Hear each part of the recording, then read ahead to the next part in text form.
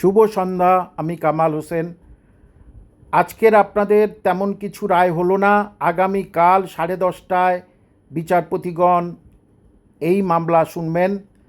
তবে অদ্ভুতভাবে আজকের স্কুল সার্ভিস কমিশনের যে অ্যাডভোকেট ছিলেন তিনি পরিষ্কার বলে দিয়েছেন, বা সরকারি অ্যাডভোকেট পরিষ্কার বলে দিয়েছেন, আমরা কেবল সংখ্যা তথ্য দেব, যোগ্য অযোগ্যদের নাম ঠিকানা এখন দিতে পারবো না। এবং অদ্ভুত ব্যাপার আরেকটা শুনলে আপনারা অবাক হয়ে যাবেন, সুপ্রিম কোর্টে যাওয়ার অর্থ কী রাজ্য সরকারের সেটা আজ পরিষ্কারভাবে আবার পরিষ্কার হয়ে গেল। কি বললেন হুজুর? আগামীকাল পর্যন্ত যেন ক্যাবিনেটের মন্ত্রীদের অ্যারেস্ট না করা হয়।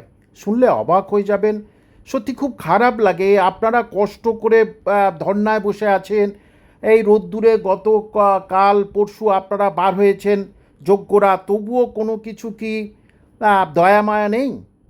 এবং আরেকটা কথা, আজকের দেরি হলো কেন? 30 নম্বরে ছিল, তারপরে বললেন যে আমি শেষে শুনব।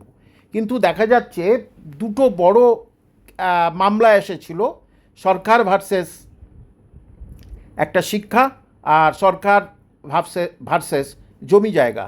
সেটা হচ্ছে কি একটা আসাম আর একটা মহারাষ্ট্র। সেই জন্য একটু দেরি হয়ে গেছে। কিন্তু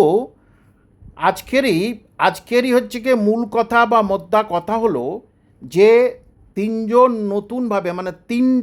অ্যাডভোকেট নতুনভাবে এসএলপি দিয়েছে। তার মধ্যে গ্রুপ সি, গ্রুপ ডি এবং আরেকজন, তারা বোঝা যাচ্ছে না এখন পর্যন্ত, তারাও এসএলপি দিয়েছে। তাই সুপ্রিম কোর্টের বিচারপতিগণ বলেছেন যে সবগুলো একসঙ্গে আমি শুনবো আগামীকাল 10:30টায়।